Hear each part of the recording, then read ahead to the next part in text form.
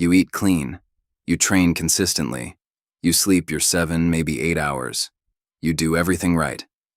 And you've been doing it for years. So tell me something. Why does the mirror still feel like a negotiation you're losing? Why does recovery take longer than it used to? Why does the muscle you build feel like it disappears the moment you take a week off? Why does your body seem to be working against you when you're doing more than most people half your age? Here's what nobody tells you. And I mean nobody. Not your doctor, not your trainer, not the wellness influencer with the perfect lighting and the protein shake in his hand. After 40, your body doesn't just slow down, it switches. There's a hormonal cascade that begins quietly, not dramatically, not overnight, that fundamentally rewires how your muscle tissue is built, maintained, and lost. It changes the rules. And if you're still playing by the old rules, more reps, more discipline, more restriction, you are quite literally working against your own biology. And the worst part? The harder you push without understanding this switch, the faster it accelerates. I want you to sit with that for a second. Because what I'm going to walk you through today is not motivational content. It's not a 10-step plan with a printable checklist.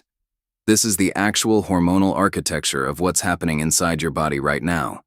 And more importantly, what you can do to work with it instead of spending the next decade fighting it. By the end of this video, you're going to understand why testosterone alone doesn't explain the picture. Why IGF-1, cortisol, and something called anabolic resistance are the real players most people never hear about. You're going to understand the specific window, and yes, it's a narrow one, in which your muscle tissue is still highly responsive to the right signals. And you're going to walk away with a protocol grounded in evidence, not in trend. Before we go any further, if this kind of content is what you've been looking for, do me a favor and hit that like button right now. It tells the algorithm this matters, and it helps us reach more people who genuinely need this information. Every protocol on this channel is reviewed by a clinical pharmacist and researcher. This isn't opinion, this is science. And every study, every reference, every piece of evidence I cite today is linked in the description below, so you can read it yourself, verify it yourself, and share it with your doctor if you want to. Now, let's talk about the switch. Most men and women over 40 assume that what they're experiencing is simply aging. Inevitable, linear, the slow subtraction of everything they built in their 30s. And there's a certain resignation that comes with that belief. A quiet surrender dressed up as maturity. But here's what the research actually shows. The decline you're experiencing is not primarily a function of time. It's a function of signal disruption. Your muscle cells haven't forgotten how to grow. They've stopped receiving clear instructions. Think of it this way. Imagine your endocrine system as a sophisticated communication network. Decades of refined infrastructure. Every hormone a message, every receptor a receiver. After 40, it's not that the network shuts down. It's that the signal becomes noisy, inconsistent, and your cells, uncertain of the message, default to conservation mode. That's not weakness. That's biology protecting itself. But it doesn't have to be your permanent reality. What we're going to explore today, across every block of this video, is the actual science of that signal disruption, layer by layer. Starting with the hormones most people think they understand, moving into the mechanisms they've never heard of, and arriving at a practical, evidence-based protocol designed specifically for this phase of life. This is a long video. I made it that way deliberately.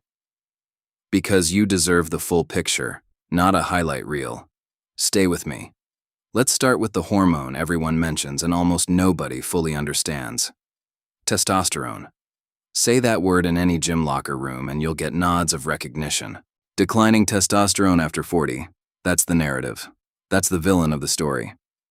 And men especially have been sold a very simple equation. Less testosterone equals less muscle. More testosterone equals more muscle. So the solution must be to restore testosterone, right? Not quite.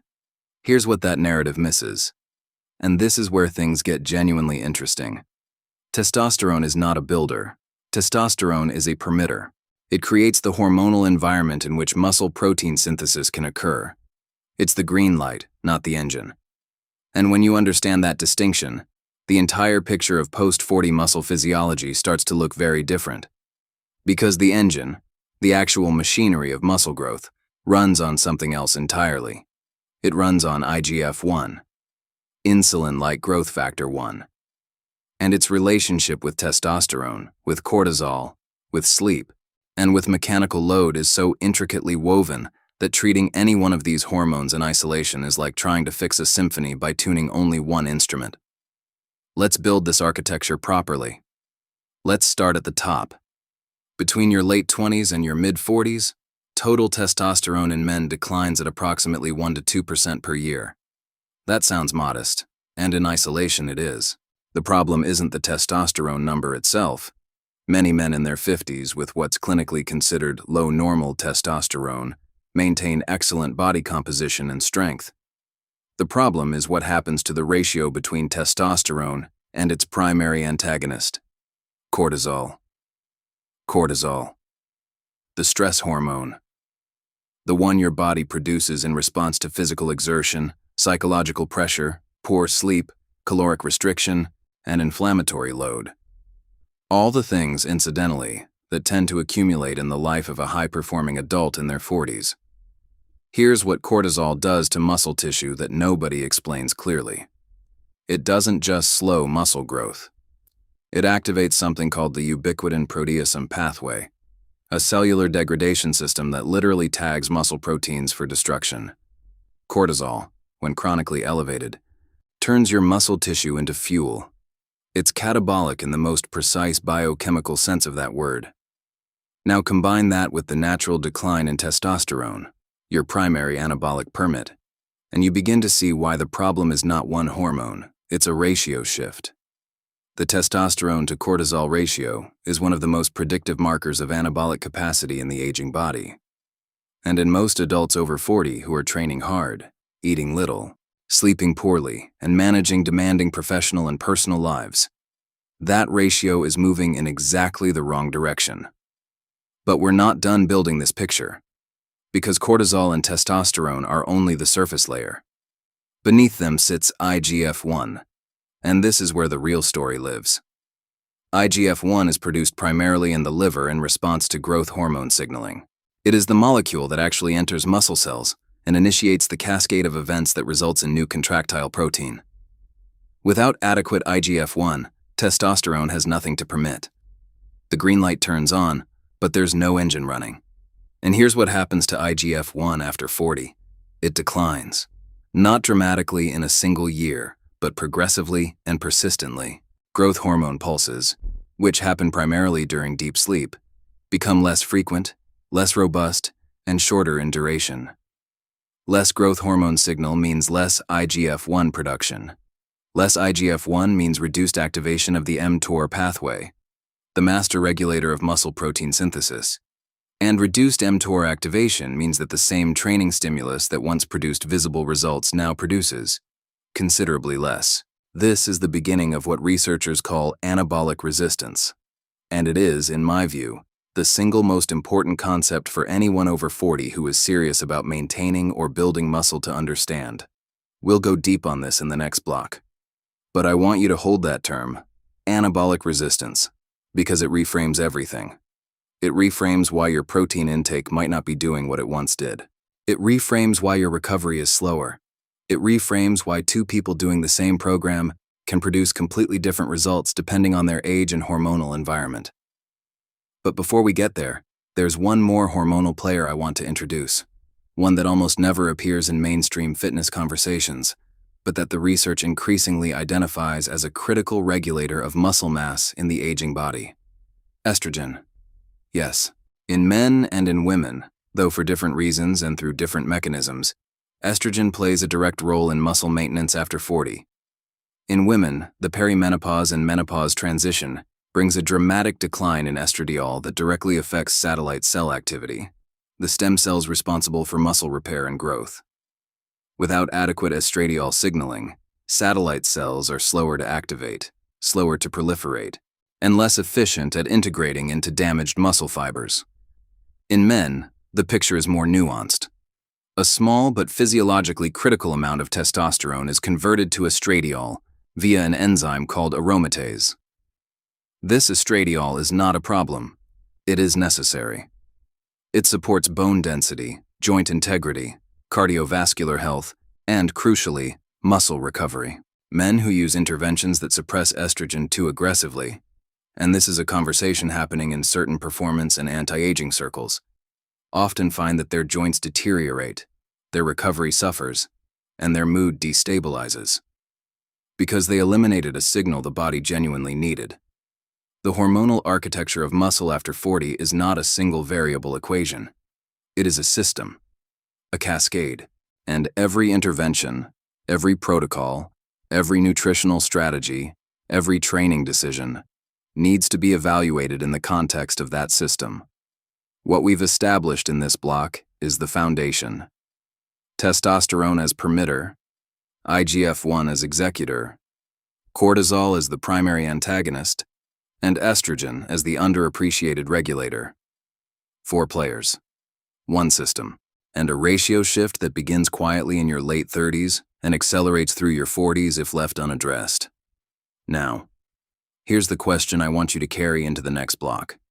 If the problem is anabolic resistance, if your cells have become less responsive to the signals that build muscle, what does it actually take to break through that resistance? Is it more volume, more protein, more rest? The answer might surprise you, because the research points somewhere most people aren't looking. Let's talk about what it actually feels like to train against a wall. You know the feeling. You're not being lazy. You're not skipping sessions. You're putting in the work, the same work or more, and the results have plateaued in a way that discipline alone can't seem to fix. You add another set. You increase the protein. You try intermittent fasting. You try eating more. And the body responds with something that feels almost like indifference. That's not a motivation problem. That's a biology problem. And it has a name. Anabolic resistance. The term was introduced in the scientific literature in the early 2000s. And in the 2 decades since, it has become one of the most studied phenomena in the field of muscle physiology and aging. Here is the core definition, stated as plainly as possible.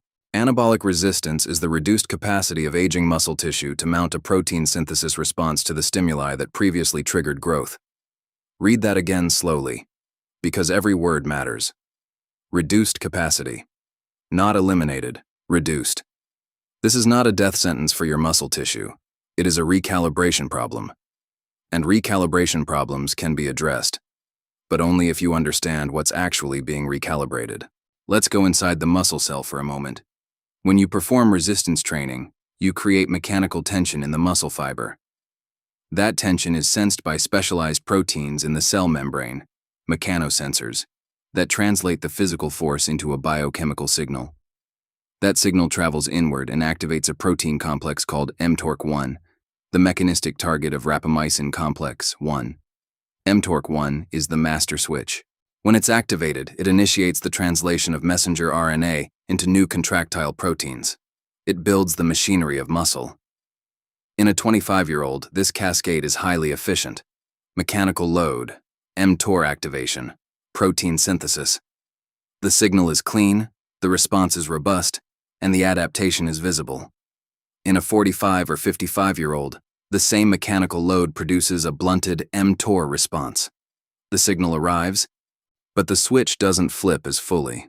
The protein synthesis response is lower in magnitude and shorter in duration. You do the same work, and your cells produce less output. Now here's where it gets important, and where the research diverges from conventional gym wisdom. For decades, the working assumption was that if older adults needed more stimulus to produce the same response, the answer was simply more volume. More sets, more reps, more frequency. Train harder, train longer. But the evidence doesn't support that. In fact, excessive volume in the context of anabolic resistance and elevated cortisol, which we discussed in the last block, can accelerate the very problem you're trying to solve. More volume without hormonal readiness doesn't produce more adaptation. It produces more breakdown, more inflammatory signaling, and slower recovery. The actual lever, The one the research consistently points to is not volume. It's threshold.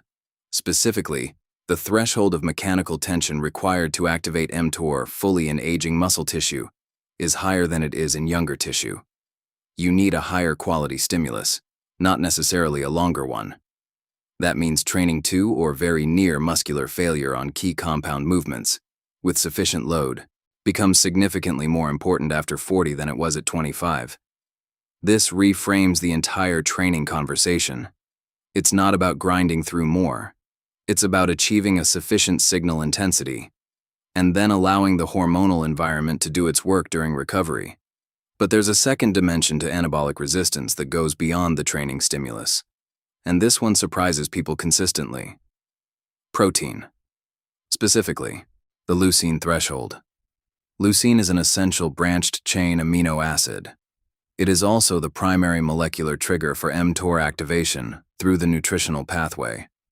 Every time you consume protein, leucine in that protein acts as a key that turns on the muscle-building machinery, independently of the mechanical stimulus from training.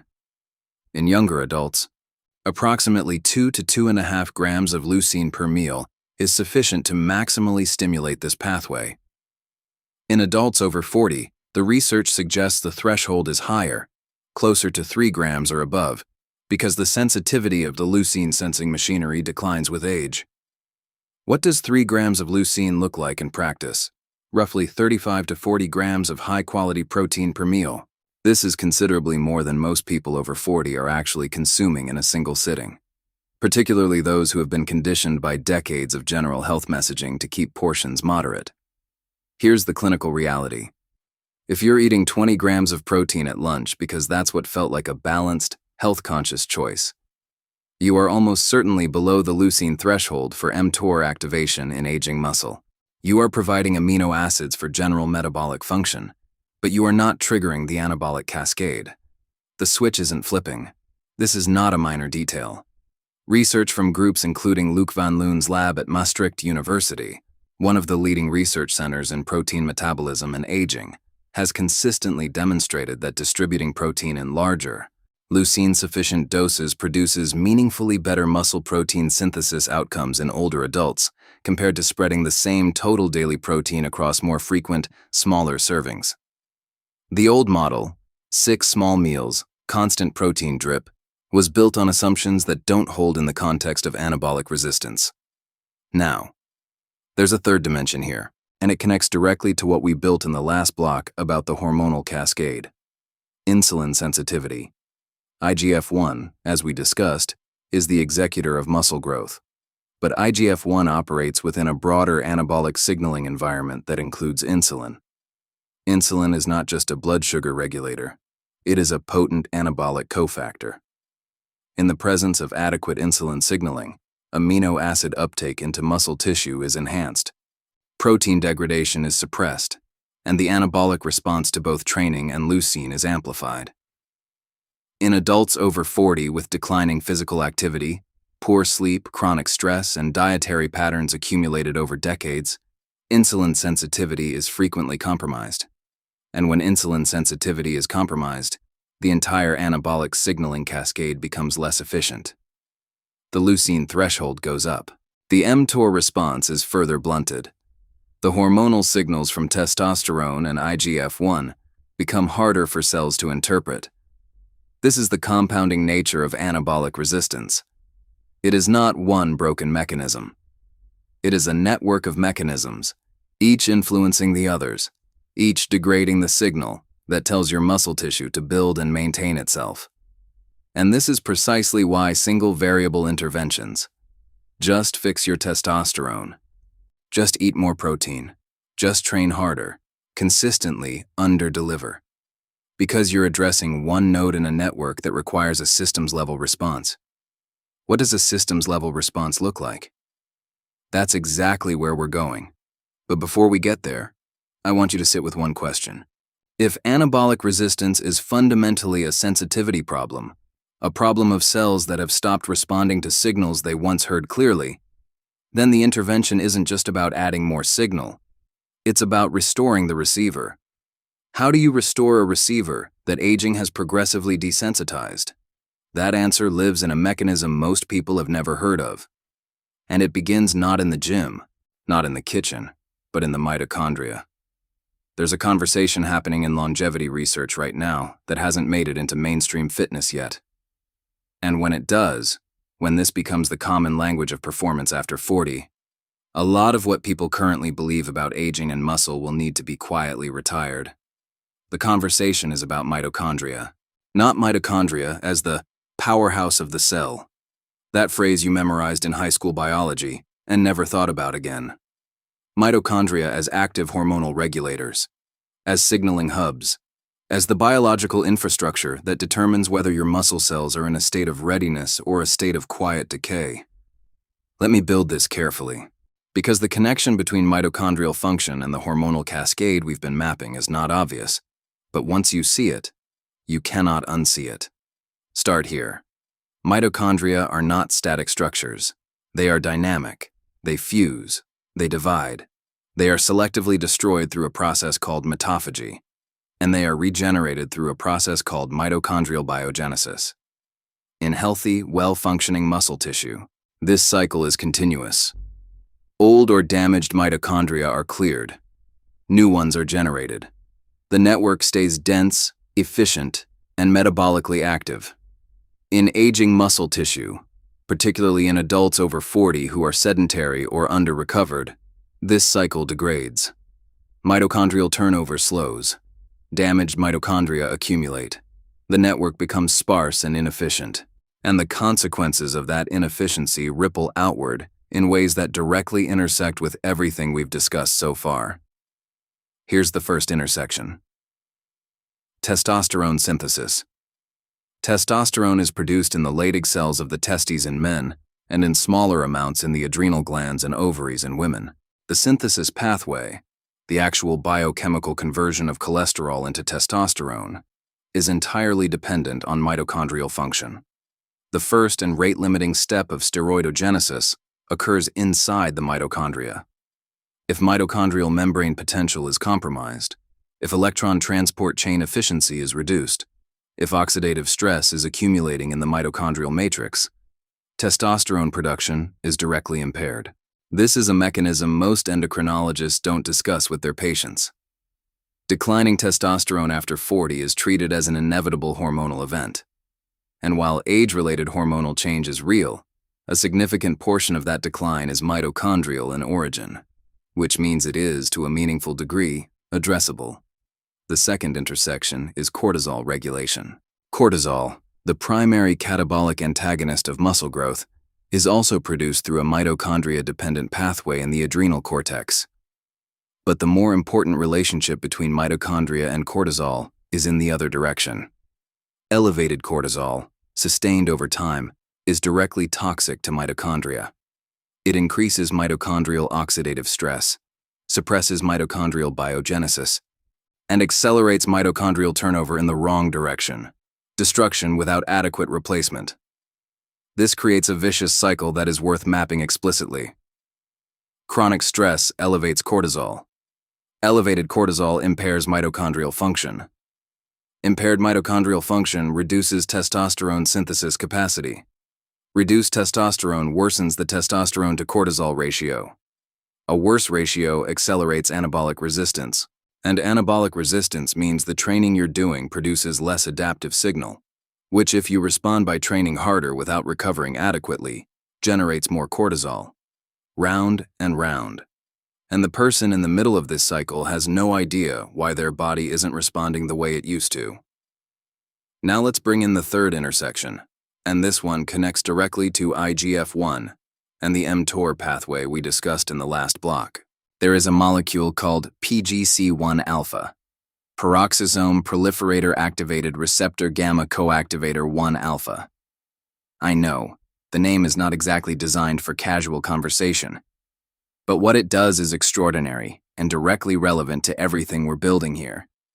PGC1 alpha is the master regulator of mitochondrial biogenesis. When it's activated, it triggers the production of new mitochondria, increases oxidative capacity, upregulates antioxidant defenses, and, critically, enhances the muscle cell's sensitivity to anabolic signals including IGF-1 and insulin. Read that last part again. PGC-1 alpha activation makes muscle cells more sensitive to IGF-1. It partially reverses anabolic resistance, not by adding more hormonal signal, but by restoring the cell's capacity to receive it. This is the receiver restoration I pointed to at the end of the last block. This is the mechanism. And what activates PGC-1 alpha? Several things, and this is where the protocol begins to take shape. First, exercise. Specifically, the combination of resistance training and aerobic work, not one or the other exclusively, but both in appropriate proportion. Resistance training activates PGC-1 alpha primarily through the AMPK pathway, following the depletion of cellular energy. Aerobic training activates it through calcium signaling during sustained muscular contraction. The two modalities are not competing. They are complementary activators of the same biogenesis pathway. This has direct implications for how adults over 40 should structure their training. The old bodybuilding-derived model of pure resistance training with minimal cardio, protect your gains, don't burn the muscle, is not supported by the longevity and muscle physiology literature. A hybrid approach, with well-dosed aerobic stimulus, produces better mitochondrial density, better anabolic sensitivity, and better long-term body composition outcomes than resistance training alone. Second, cold and heat exposure. The evidence here is growing and increasingly specific. Cold exposure, through cold water immersion or cold showers of sufficient duration and intensity, activates PGC-1 alpha in brown adipose tissue and skeletal muscle through a norepinephrine-mediated pathway. Heat exposure through sauna, particularly at temperatures above 80 degrees Celsius for sessions of 20 minutes or more, activates heat shock proteins and a parallel biogenesis pathway that is distinct from cold but additive in its effects. I want to be precise here. Neither cold nor heat exposure replaces training stimulus. They are adjuncts, powerful ones, but adjuncts. What they do is accelerate mitochondrial turnover and enhance the anabolic sensitivity window around your training sessions when deployed strategically. Third, and this one surprises people, certain nutritional compounds have direct PGC-1 alpha activating properties that are now well documented in peer-reviewed literature. Resveratrol via CYRT1 activation. Urolithin A, produced from the metabolism of L-glutanins found in pomegranates, which has demonstrated direct mitophagy-enhancing effects in clinical trials. And NMN or NR, nicotinamide mononucleotide and nicotinamide riboside, precursors to NAD+, the coenzyme that sits at the center of mitochondrial energy production and whose levels decline measurably with age. These are not supplements in the marketing sense of that word. They are molecules with identified mechanisms and, in several cases, human clinical trial data. We will not oversell them. The evidence base is promising but still developing in some areas. But they belong in an honest conversation about mitochondrial support after 40. Now, here's what I want you to hold as we move into the next block. We've established that anabolic resistance, the core problem, has a mitochondrial layer, and that restoring mitochondrial health partially restores anabolic sensitivity, but there is still a gap between restored sensitivity and actual muscle growth, because sensitivity without an optimized anabolic signal is still not enough. Which brings us to a hormone we haven't fully addressed yet, one that operates on a completely different timescale than testosterone and cortisol, one that does its work not during training, but during the hours you spend completely still, in the dark, unconscious. Growth hormone. And the architecture of sleep. Block 5. The sleep architecture, growth hormone, deep sleep, and the nightly rebuild. I want to ask you something directly. When you think about your recovery, when you think about the hours between training sessions, the window in which your body actually builds and repairs, where does your mind go first? Protein timing, creatine, rest days, maybe an ice bath. Almost nobody says sleep, and yet the research is unambiguous. The single most anabolically significant event in your 24-hour cycle is not your training session. It is not your post-workout meal. It is the first 90 minutes of deep, slow-wave sleep, and what happens inside your endocrine system during that window. Let's build this precisely. Growth hormone in adults is not secreted continuously. It is released in pulses, discrete, episodic bursts of secretion that are tightly regulated by two hypothalamic hormones: growth hormone releasing hormone, which stimulates release, and somatostatin, which suppresses it. The largest and most physiologically significant of these pulses occurs within the first slow-wave sleep cycle of the night, typically 60 to 90 minutes after sleep onset, assuming sleep architecture is intact. During this pulse, growth hormone levels can rise to 10 to 20 times their daytime baseline. The liver responds by producing IGF-1. IGF-1 enters the bloodstream, reaches muscle tissue, activates the mTOR pathway, and initiates the protein synthesis cascade that rebuilds what training broke down. This is not a background process. This is the primary anabolic event of your entire day. Everything you did in the gym, every rep, every set, every carefully timed protein dose, was preparation for this window. The training created the stimulus. Sleep delivers the response. Now here is where the post-40 reality becomes critical to understand. Sleep architecture changes with age in ways that are measurable, significant, and almost universally underappreciated. Specifically, the proportion of time spent in slow-wave sleep, stage 3 NRM, the deep sleep stage that triggers the primary growth hormone pulse, declines progressively from the late 20s onward. By the mid-40s, slow-wave sleep can represent as little as 10 to 15% of total sleep time, compared to 20 to 25% in younger adults. By the 50s and 60s, some individuals show near-complete suppression of slow-wave sleep on certain nights. What does that mean in practice? It means the primary growth hormone pulse is blunted, sometimes significantly. You sleep 7 hours and wake feeling unrestored, not because you didn't sleep enough hours, but because the architecture of that sleep was insufficient to generate the anabolic hormonal response your body requires. This is a distinction almost nobody makes. Total sleep duration and sleep quality are not the same variable. And in the context of post-40 muscle physiology, quality, specifically slow-wave depth and duration, is the variable that matters. Let's talk about what degrades slow-wave sleep, because this list is going to feel uncomfortably familiar. Alcohol, even moderate consumption, 1 to 2 drinks in the evening, measurably suppresses slow-wave sleep and blunts the nocturnal growth hormone pulse. The research on this is consistent across multiple studies. Alcohol induces sedation, which many people mistake for improved sleep onset, while simultaneously fragmenting the deeper sleep stages that do the actual biological work. This is not a moralistic statement about drinking. It is a mechanistic one. If you are over 40 and serious about body composition, the evening drink is working against your hormonal architecture in a way that is directly quantifiable. Late eating. Insulin elevation in the hours before sleep suppresses growth hormone secretion through a direct feedback mechanism. Elevated insulin signals nutritional abundance to the hypothalamus, which responds by increasing somatostatin, the growth hormone suppressor. The practical implication. Eating a high-carbohydrate or high-calorie meal within 2 to 3 hours of sleep onset meaningfully reduces the magnitude of the nocturnal growth hormone pulse. The timing of your last meal is not just a metabolic question. It is a hormonal architecture question. Elevated cortisol at night.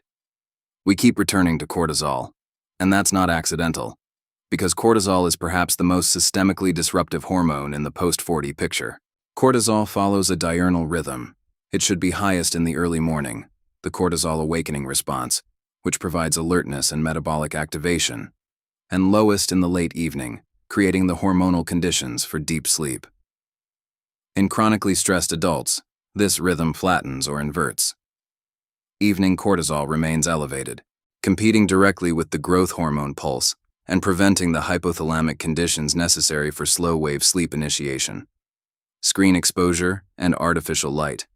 This is well established, and I won't spend excessive time on it, but the mechanism is worth stating clearly. Blue light exposure in the 2 hours before sleep suppresses melatonin secretion from the pineal gland. Melatonin is not primarily a sleep inducer in the pharmacological sense. It is a circadian signal. It tells the hypothalamus that darkness has arrived and that the hormonal cascade associated with nocturnal recovery should begin. Suppress melatonin with light exposure and you delay and blunt that entire cascade, including the growth hormone pulse. Now, given all of this, what does an optimized sleep architecture actually look like for an adult over 40 who is serious about maintaining hormonal function and muscle integrity? Several things. And I want to be specific rather than generic here. Sleep timing consistency is more important than most people realize. The circadian system is not just a clock, it is a hormonal scheduler.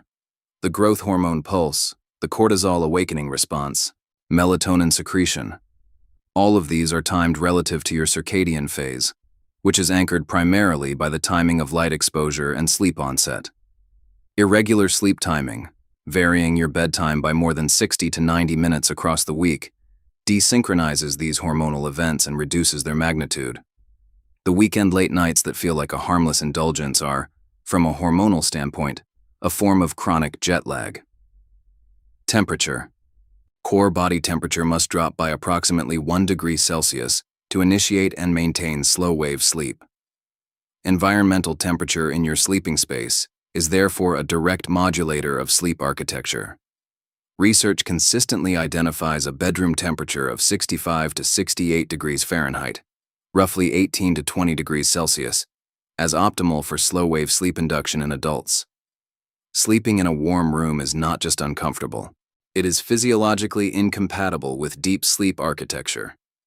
And here, because this is where science intersects with practice in a way most people miss, there is a nutritional intervention with direct slow-wave sleep enhancement properties that deserves mention. Glycine, an amino acid found in collagen-rich foods and available as an inexpensive supplement.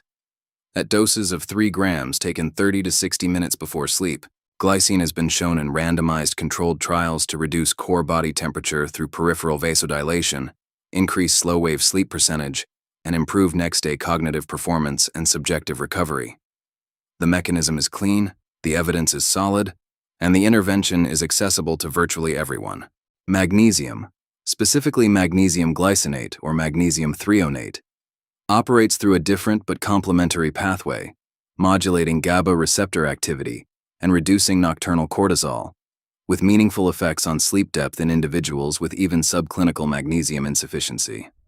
And magnesium insufficiency, for context, is estimated to affect a substantial proportion of adults in Western populations who do not deliberately supplement or consume magnesium-rich foods regularly. Here's what I want you to carry into the next block. We now have the full hormonal architecture mapped.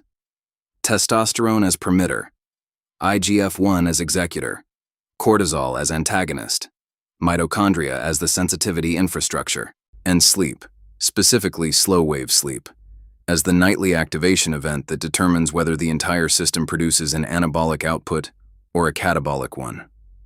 But here's the question that connects everything we've built to what comes next.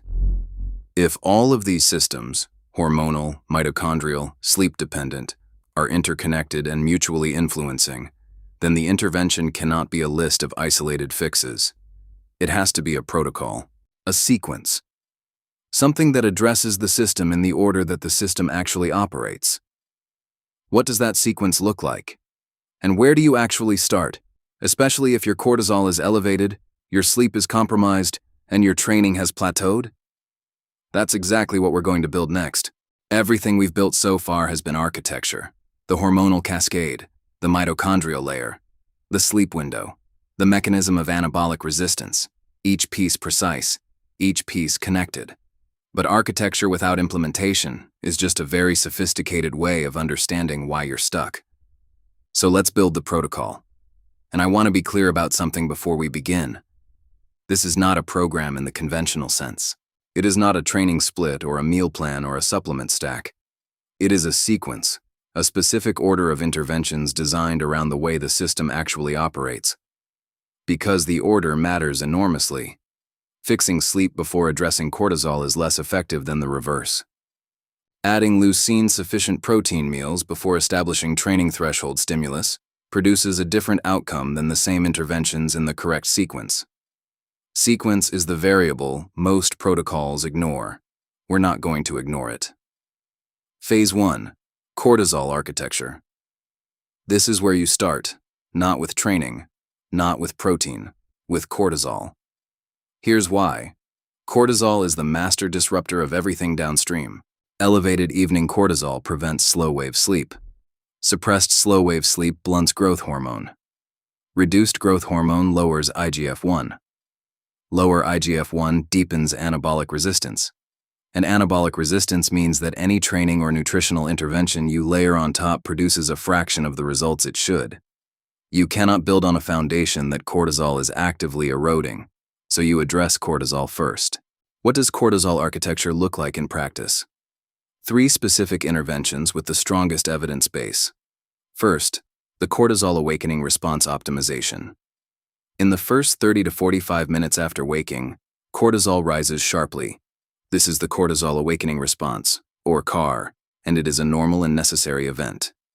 It provides the metabolic and cognitive activation that starts your day. The mistake most people make is layering additional cortisol-elevating stimuli on top of this natural peak, immediately checking phones, consuming high doses of caffeine before the CAR is completed, or jumping directly into high-intensity training within the first hour of waking. The evidence-supported approach. Allow the CAR to complete naturally. Get bright light exposure, ideally outdoor sunlight, within the first 20 minutes of waking.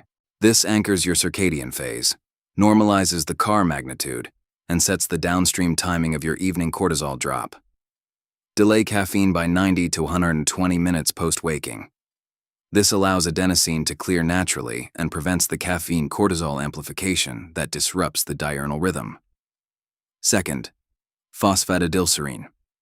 This is one of the most underutilized evidence-based interventions in the cortisol regulation space. Phosphatidylserine is a phospholipid naturally present in neural tissue that has been shown in multiple randomized controlled trials to blunt the cortisol response to exercise-induced stress at doses of 400 to 800 milligrams daily. It does not suppress cortisol pathologically. It modulates the stress response, reducing the excessive cortisol spikes associated with high training loads, while leaving the normal diurnal rhythm intact. For athletes over 40 training with significant volume, this is a meaningful intervention with a clean safety profile. Third, training timing relative to the cortisol curve. This is practical and immediately implementable. Cortisol is naturally highest in the morning and declines through the day. High-intensity resistance training, which generates its own cortisol spike, produces a larger and more prolonged cortisol elevation when performed during the morning cortisol peak than when performed in the afternoon or early evening, when the baseline is lower. The practical implication. If cortisol management is a priority, and after 40 it should be, shifting your primary resistance training session to the afternoon window, roughly 2 to 6 p.m., produces a more favorable hormonal environment for anabolic response and reduces the interference with nocturnal growth hormone secretion. Phase 2. Sleep architecture optimization. Once you've begun addressing the diurnal cortisol pattern, sleep quality begins to improve, sometimes within days. But you layer specific sleep interventions on top of that foundation to accelerate the process. The non-negotiables, drawn directly from the mechanistic framework we built in the last block. Consistent sleep and wake timing within a 30-minute window 7 days per week. Bedroom temperature at 65 to 68 degrees Fahrenheit. Elimination or meaningful reduction of alcohol in the 3 hours before sleep. Last caloric meal at least 2 to 3 hours before sleep onset, with the evening meal structured as protein and fat dominant rather than carbohydrate dominant, to minimize the insulin-driven suppression of growth hormone. The evidence-supported additions: glycine at 3 grams, 30 to 60 minutes before sleep. Magnesium glycinate at 300 to 400 milligrams with the evening meal. And, for those with documented circadian disruption or shift in sleep phase, low-dose melatonin at 0.5 to 1 milligram taken 90 minutes before intended sleep onset. Note the dose. This is physiological, not pharmacological. The commonly available 5 and 10 milligram doses are far above what the research identifies as effective. And at those doses, melatonin can paradoxically disrupt sleep architecture, rather than improve it. Phase 3. Training stimulus calibration. With cortisol architecture improving and sleep quality beginning to restore, you now have a hormonal environment that can actually respond to training. This is when training investment begins to pay dividends again. The key principle, derived directly from the anabolic resistance research, prioritize stimulus intensity over stimulus volume. This means training compound movements, squat patterns, hip hinge patterns, horizontal and vertical push and pull, to within 2 repetitions of muscular failure on working sets, not to exhaustion on every set. Not grinding through 25 sets per muscle group per week. Sufficient volume, 3 to 5 working sets per movement pattern, 2 to 3 times per week. With high enough intensity that the mTOR activation threshold is genuinely reached. For cardiovascular work, 2 to 3 sessions per week of Zone 2 aerobic training. The intensity at which you can maintain a conversation but are breathing noticeably. This is the specific intensity band that most robustly activates PGC1 alpha and drives mitochondrial biogenesis. Not high-intensity interval training exclusively, not casual walking exclusively. Zone 2, sustained for 30 to 45 minutes per session. This is the mitochondrial medicine that restores anabolic sensitivity from the cellular level upward. 1 session per week of higher intensity work, whether sprint intervals, heavy conditioning, or a sport, to activate the fast-twitch fiber population that Zone 2 training does not fully recruit, and that declines most rapidly with age. Phase 4, nutritional signal optimization. Protein, minimum 1.6 grams per kilogram of body weight daily, distributed across meals that each contain a minimum of 35 to 40 grams of high-quality complete protein to reach the leucine threshold we established in Block 3. Prioritize animal-sourced proteins, not for ideological reasons, but because their leucine content and digestibility profile produces superior muscle protein synthesis responses in aging muscle compared to most plant proteins at equivalent doses. Timing. A protein-rich meal within 2 hours post-training to capitalize on the exercise-induced window of enhanced mTOR sensitivity. And, this is frequently overlooked, a leucine-sufficient protein meal before sleep. Research from Van Loon's group has demonstrated that 40 grams of casein protein consumed immediately before sleep significantly increases overnight muscle protein synthesis rates without disrupting sleep architecture. The slow digestion rate of casein provides a sustained amino acid release across the overnight fasting period, directly supporting the anabolic work initiated by the growth hormone pulse. Carbohydrates, not eliminated, not feared, but timed. Concentrate carbohydrate intake in the post-training window, where insulin sensitivity is highest and glucose uptake into muscle tissue is prioritized over fat storage. This is where carbohydrates work with the hormonal environment. Distributed randomly across the day, or concentrated in the evening before sleep, they work against it. Phase 5. Mitochondrial support layer. This is the final layer, placed last, because it amplifies the effects of everything above, rather than working independently. Zone 2 training, as discussed, is the primary driver. Strategic cold exposure, cold shower at 2 to 3 minutes in the morning, not post-training when it may blunt acute anabolic signaling, adds to PGC1 alpha activation without interfering with the training adaptation. Nutritionally, consider urolithin A, NMN or NR, and targeted antioxidant support from whole food sources, dark berries, cruciferous vegetables, extra virgin olive oil, all of which have documented roles in mitochondrial protection and NAD+ metabolism. Now here is what I want you to notice about this protocol. None of these interventions are exotic.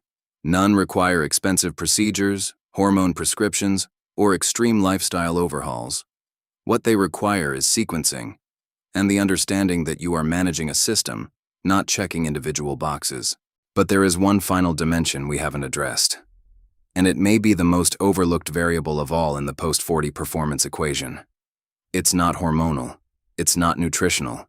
It's not even sleep-related. It's the inflammatory environment in which all of these signals operate, because you can optimize every variable we've discussed, and inflammation, if unaddressed, will blunt every single one of them. That's where we're going next. Block 7. The inflammation factor, the silent suppressor of every anabolic signal. Before I go any further, I want to pause here for just a moment. If you've made it this deep into this video, you are not a casual viewer. You are someone who takes this seriously. Someone who understands that the difference between declining and thriving after 40 is not luck. It's knowledge, applied with precision. And that's exactly the kind of person this channel was built for. We're getting close to a milestone that genuinely matters to us. And if you're not subscribed yet, right now is the moment. Hit that subscribe button and turn on notifications so you don't miss what's coming next. Every protocol on this channel is reviewed by a clinical pharmacist and researcher. This isn't wellness content. This is applied science. And every reference, every study, every piece of evidence we discuss is linked in the description below so you can verify it yourself, share it with your physician, and make informed decisions based on real data. This is the kind of channel worth sharing. If someone in your life is over 40 and fighting the same battle you are, send this to them. It might change the conversation they're having with their own body. Now, back to where we were. Because what comes next ties everything together in a way I think you're going to find genuinely clarifying. We've been talking about signals. Hormonal signals, mitochondrial signals, nutritional signals. And the protocol we built in the last block is designed to optimize each of those signals in sequence. But here's a question worth asking. What if the signals are being sent, and something in the environment is blocking their reception? That something is inflammation. Specifically, the low-grade, chronic systemic inflammation that accumulates in the body over decades, and that by the time most people reach their mid-40s, has become a persistent background condition they've normalized because it doesn't feel like illness. It feels like being 45. The fatigue that doesn't fully resolve. The joint stiffness in the morning that takes 20 minutes to work out. The mental fog that appears in the afternoon. The recovery that takes 3 days instead of 1. The subtle but persistent sense that your body is operating with friction. That friction has a biological name: inflammaging. The term was coined by immunologist Claudio Franceschi in the early 2000s to describe the chronic, low-level pro-inflammatory state that characterizes biological aging. It is not the acute inflammation of an injury or infection. That kind of inflammation is precise, time-limited, and necessary. Inflammaging is something different. It is inflammation without a clear target. Immune activation without a specific threat. A system running a low-grade emergency protocol indefinitely, and its consequences for muscle physiology are direct and measurable. The primary mechanism runs through a molecule called NF-κB, nuclear factor kappa B, a transcription factor that acts as a master switch for the inflammatory response. When NF-κB is chronically activated, as it is in the context of inflammaging, it directly suppresses the anabolic signaling pathways we've been building this entire video. Specifically, NF-κB activation inhibits mTORC1. It reduces IGF-1 receptor sensitivity. It promotes the expression of muscle atrophy genes, including MURF1 and MAFBX, two E3 ubiquitin ligases that tag muscle proteins for degradation through the same proteasomal pathway we discussed when we talked about cortisol-driven catabolism. In other words, chronic inflammation activates the muscle breakdown machinery while simultaneously suppressing the muscle-building machinery. It is an anabolic suppressor and a catabolic accelerator operating at the same time. And it is operating continuously, in the background, in a significant proportion of adults over 40, without symptoms dramatic enough to trigger medical attention. This is what researchers increasingly refer to as the inflammatory component of sarcopenia, the age-related loss of muscle mass and function. And it is why two individuals with identical training programs, identical protein intake, and similar hormonal profiles can show dramatically different body composition outcomes as they age. The one with higher systemic inflammation is fighting an internal war that the other person isn't fighting. Every anabolic signal lands on a battlefield rather than fertile ground. So what drives inflammaging? And more importantly, what can actually be done about it? The drivers are both inevitable and modifiable. On the inevitable side, the accumulation of senescent cells, cells that have stopped dividing but refuse to die, secreting a cocktail of pro-inflammatory cytokines called the senescence-associated secretory phenotype, or SASAP. senescent cell accumulation is a normal feature of biological aging, and it contributes meaningfully to the chronic inflammatory background of midlife and beyond. On the modifiable side, and this list is longer and more actionable than most people expect. Visceral adiposity. Visceral fat. The fat stored around the abdominal organs, not the subcutaneous fat under the skin, is metabolically active tissue. It secretes pro-inflammatory adipokines including TNF-alpha, IL-6, and leptin in quantities that directly elevate systemic NF-κB activity. Reducing visceral fat is not primarily an aesthetic intervention. It is an anti-inflammatory intervention with direct consequences for anabolic signaling capacity. Gut barrier integrity. The intestinal epithelium is a single-cell thick barrier between the contents of your gut and your systemic circulation. When this barrier is compromised through chronic stress, processed food consumption, excessive alcohol, NSAID use, or dysbiotic gut microbiome, bacterial lipopolysaccharide, a potent NF-κB activator, enters the bloodstream and drives systemic inflammation through a mechanism called metabolic endotoxemia. This is a phenomenon that is measurable in blood. Elevated LPS-binding protein is a clinical marker, and that is increasingly recognized as a significant driver of inflammaging in Western adult populations. Omega-3 to omega-6 ratio. The ratio of omega-3 to omega-6 fatty acids in the diet is a direct determinant of the inflammatory tone of cell membranes throughout the body. Omega-6 fatty acids, abundant in refined seed oils and processed foods, are precursors to pro-inflammatory eicosanoids. Omega-3 fatty acids, EPA and DHA from marine sources, or ALA from plant sources with limited conversion efficiency, are precursors to anti-inflammatory resolvins and protectins. The modern Western diet produces an omega-6 to omega-3 ratio of approximately 15 to 20 to 1. The ratio associated with reduced inflammatory markers in the research literature is closer to 4 to 1. That gap is not trivial. It represents a chronic pro-inflammatory dietary default that most adults have maintained for decades. The intervention, EPA and DHA supplementation at 2 to 4 grams per day, has consistent evidence for reducing circulating markers of inflammation, CRP, IL-6, TNF-alpha, and for specifically improving muscle protein synthesis rates in older adults by reducing the inflammatory suppression of anabolic signaling. This is not a general wellness supplement. It is a targeted anti-inflammatory intervention with direct mechanistic relevance to everything we've discussed in this video. Polyphenols. The evidence base for dietary polyphenols as NF-κB modulators has expanded substantially in the last decade. Curcumin, the primary bioactive compound in turmeric, inhibits NF-κB through multiple pathways and has demonstrated reductions in muscle damage markers and improvements in recovery and exercise studies. The bioavailability challenge is real. Standard curcumin has poor absorption, but formulations combined with piperine or in phospholipid complexes show meaningfully better bioavailability. Quercetin, found in onions, capers, and apples, has senolytic properties. It selectively clears senescent cells, in addition to its direct anti-inflammatory effects.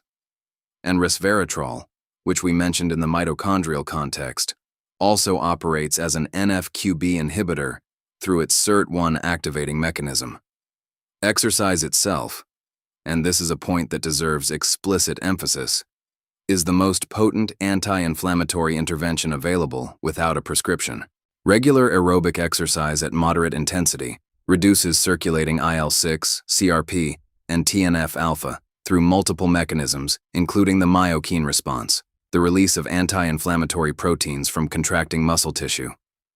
IL-6 released during exercise, counterintuitively, acts in an anti-inflammatory capacity when produced by muscle, distinct from the pro-inflammatory IL-6 produced by visceral adipose tissue.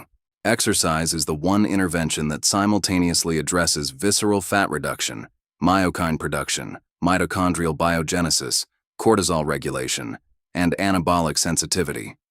Every other intervention in this protocol is an adjunct to it, not a replacement for it. Now let me connect where we are to where we're going. We have mapped the complete system: the hormonal cascade, anabolic resistance, the mitochondrial layer, sleep architecture, the cortisol rhythm, the nutritional signal, and now the inflammatory environment in which all of these signals operate.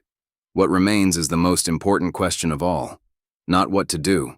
You now have that. But why this matters beyond the muscle? Because the muscle is not the destination. The muscle is the signal, the indicator, the visible expression of a biological system that is either aging well or aging poorly at every level: cardiovascular, neurological, metabolic, immunological. What we've been building this entire video is not a body composition protocol. It is a longevity protocol. And the distinction between those two framings changes everything about how you relate to this information. That's the conversation we're going to close with. Let me tell you something that took researchers decades to articulate clearly, and that most people never hear stated this directly. Muscle mass is the single strongest predictor of all-cause mortality in adults over 40 that is within your direct control. Not cholesterol, not blood pressure, not even cardiovascular fitness in isolation. Skeletal muscle mass and the functional strength it produces, measured, tracked, and deliberately maintained, predicts how long you live, how well you live, and how independently you live in the final decades of your life with greater consistency than almost any other biomarker medicine currently monitors. Let that land for a moment. Because if you came into this video thinking about aesthetics, about the stubborn body fat, the lost definition, the physique that used to respond and now doesn't, I want to gently reframe what you've actually been learning for the last hour. You haven't been learning how to look better. You've been learning how to survive better, how to function better, how to remain the person you are, cognitively sharp, physically capable, metabolically resilient, for decades longer than the average trajectory currently allows. The hormonal cascade we mapped is not just about muscle. Testosterone and IGF-1 are neuroprotective. They support myelin integrity, synaptic density, and cognitive function. Their decline, unaddressed, correlates with increased risk of cognitive impairment in both men and women. The mitochondrial health we discussed is not confined to muscle cells. Every organ in your body runs on mitochondrial energy: your heart, your brain, your immune system. Mitochondrial decline is systemic aging. Mitochondrial restoration is systemic rejuvenation. The sleep architecture we built, the slow wave depth, the growth hormone pulse, the nightly anabolic window, that same architecture governs glymphatic clearance, the brain's waste removal system, the mechanism by which amyloid plaques and tau proteins, the molecular debris associated with neurodegenerative disease, are cleared from neural tissue. You optimize your sleep for muscle. You protect your brain in the process. And the inflammation we addressed in the last block, Inflammaging, NF-κB, the silent suppressor of every anabolic signal. That same inflammatory cascade is the shared upstream mechanism of cardiovascular disease, insulin resistance, neurodegeneration, and cancer. The anti-inflammatory protocol is not a performance protocol. It is a survival protocol. This is the thing nobody explains. The muscle is not the point. The muscle is the mirror. It reflects the quality of your hormonal environment, the efficiency of your mitochondria, the depth of your sleep, the inflammatory tone of your tissues, the integrity of your gut barrier, the ratio of your omega fatty acids, the cortisol architecture of your days. When the muscle responds, when recovery improves, when strength returns, when body composition shifts in the right direction, it is not just the muscle that has changed. It is the entire biological system. The muscle is simply the most visible indicator that the system is working. And when the muscle stops responding, when the plateau arrives, when recovery slows, when the body seems to work against you despite your effort, it is not a failure of discipline. It is a signal. The system is dysregulated. Something in the cascade has been disrupted, and the appropriate response is not more punishment. It is more precision. This is the reframe I want to leave you with. After 40, the relationship between effort and outcome changes, not because you are less capable, but because the system requires a different kind of engagement. Less brute force, more intelligence, less volume, more signal quality, less restriction, more strategic nourishment, less grinding through fatigue, more respecting the recovery that makes the work mean something. The adults who age extraordinarily well, and they exist in every decade, at every age, are not the ones who worked hardest.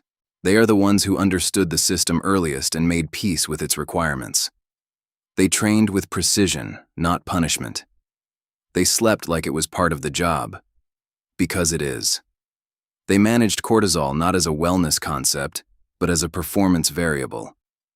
They ate protein in quantities that felt uncomfortably high, until the results made the discomfort irrelevant. They reduced inflammation not through deprivation, but through substitution, replacing what depletes the system with what restores it. And over years, not weeks, not months, but years, the compounding effect of those decisions produced something that looks, from the outside, like extraordinary genetics. It isn't genetics. It's systems thinking, applied consistently, over time. You now have the architecture, the hormonal cascade, the mitochondrial layer, the sleep protocol, the nutritional sequencing, the anti-inflammatory foundation. Every piece, every mechanism, every evidence-based intervention. It's in this video, and every reference is in the description below. Because this channel does not ask you to trust us. It asks you to verify. Every protocol on this channel is reviewed by a clinical pharmacist and researcher. That is not a marketing phrase. It is a commitment to the standard of evidence this audience deserves. Now, one last thing, and I mean this genuinely. If this video gave you something real, a reframe, a mechanism, a piece of the picture you were missing, share it. Not with everyone. With 5 specific people. The ones in your life who are over 40, who are working hard, who are frustrated with results that don't match their effort, and who deserve to understand why. 5 people. That's the ask. Subscribe to the channel if you haven't already. Turn on notifications, because what's coming next goes even deeper into the protocols that determine how well you age. And leave a comment below. Not just to tell me what landed, though I genuinely want to know. Tell me what you want to go deep on next. What's the question you came here with that this video didn't fully answer? What's the mechanism you want mapped next? This channel is built on that conversation. I'll see you in the next one.